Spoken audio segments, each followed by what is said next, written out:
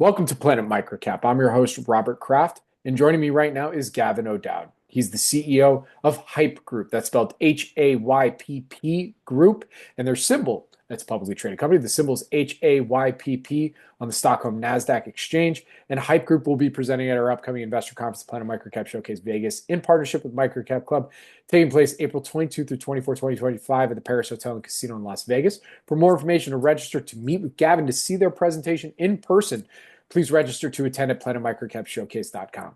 And with that, Gavin, thank you for joining me today. How are you doing? I'm absolutely wonderful, Robert. Thank you for taking the time. It's greatly Absolutely. appreciated. No, I appreciate you taking the time. Listen, you're in London. It's the afternoon at this point, Friday. So I do appreciate it. But this first time doing an interview together, love to start off. Can you provide us that quick overview and history of Hype? Certainly, absolutely. If I start perhaps first of all with an overview, what we are is we are effectively an online retailer of nicotine pouches. In the US, you guys may come across pouches such as Zyn, Velo, Rogue, On. There's quite a lot of great pouches starting to come. So we are effectively, the best way I could compare us, could describe us as we're an Amazon for nicotine pouches. Amazon don't touch anything nicotine. We operate in that space. We don't own any brands. We buy products from the manufacturers and we sell online. That part of the business, I think, is pretty simple. There is a couple of small nuances to the side of to the byproducts of the business as well. We capture a significant amount of data from the consumers, both when they're transacting with us, and we follow up with to augment that with a lot of extra information. And we are the largest insights provider to the industry globally at this point in time.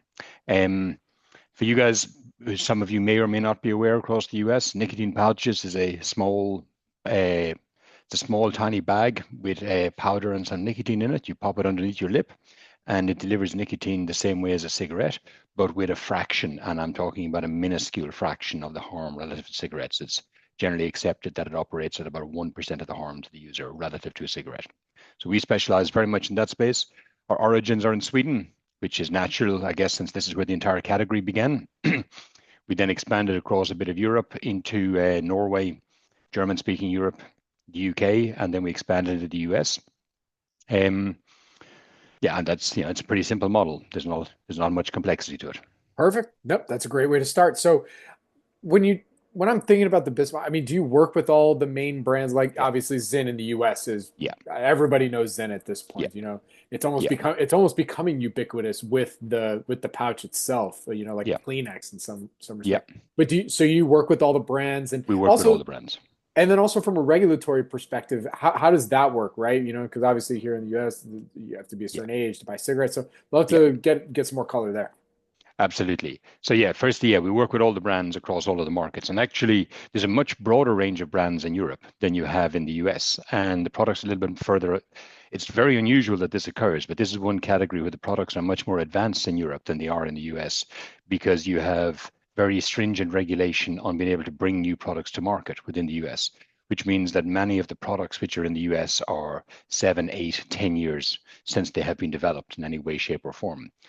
Those products tend to be an extremely low share of the European market now, where second generation products have, and now third generation products are the vast majority of the market. So we see quite a shift coming through on it. And this category is pretty big actually in places where it's quite well established. So just to contextualize this, pouches is bigger than cigarettes in Scandinavia at this stage, and continuing to grow quite rapidly. And we see the same manifesting across other European markets as well, obviously not at the same scale. And of course, it's starting to get a degree of traction within the US at this stage. So for Hype, I mean, what would you say is the company's moat? What's stopping somebody else that's like, hey, there's a huge fad right now in Yep, pouches. Like, why yep, don't we create our own e-commerce retailer yep, for pouches ourselves? yep. Well, I guess there's two or three sub-elements to the moat, but a lot of it hinges around scale along the way. But the first aspect, if I look at the sub-element within it, is how you get traffic to your site. Right. Even if these products are significantly healthier than cigarettes or significantly less dangerous than cigarettes, they are still nicotine products, right? And because of that, you can generate a dependency risk. These products are addictive. Um, and for that reason, you cannot buy traffic to your site There will occasionally be Google AdWords going through where people will slip in a little one here or there along the way, but you'll see those ones being shut down every few days and another one coming in again. So for us, we set up ourselves in a position that we always dominate the organic ranking positions when anybody goes to Google on this space.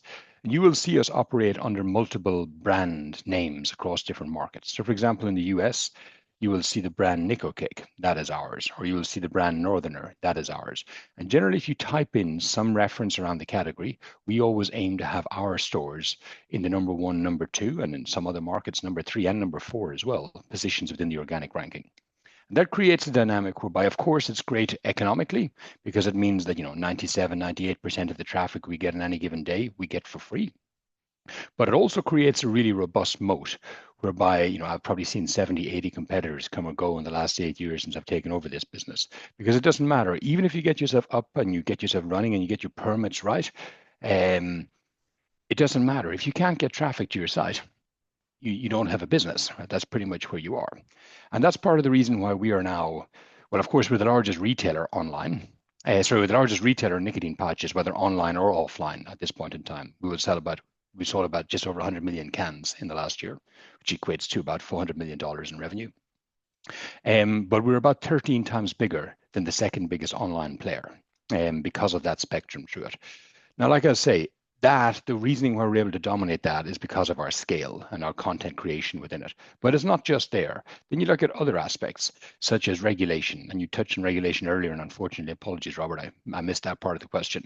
Regulation within this space is complex, right? And you have both national regulation, you have state regulation, and you often have city and county regulation.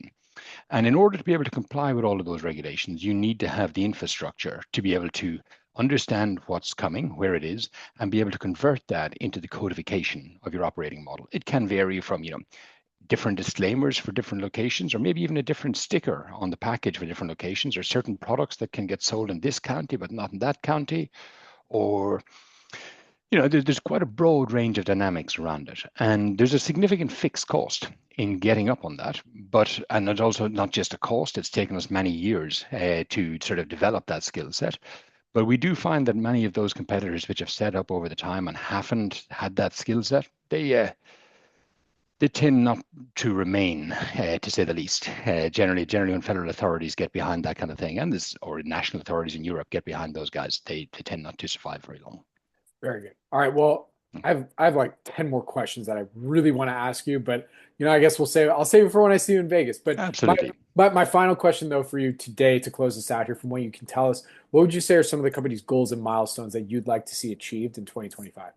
Yeah. So we IPO'd about 4 years ago. And at that stage, we said that in 2025, we would roughly double our revenue and quadruple our profit. There's a historical aspect of the business, which is traditional tobacco, that was pretty small.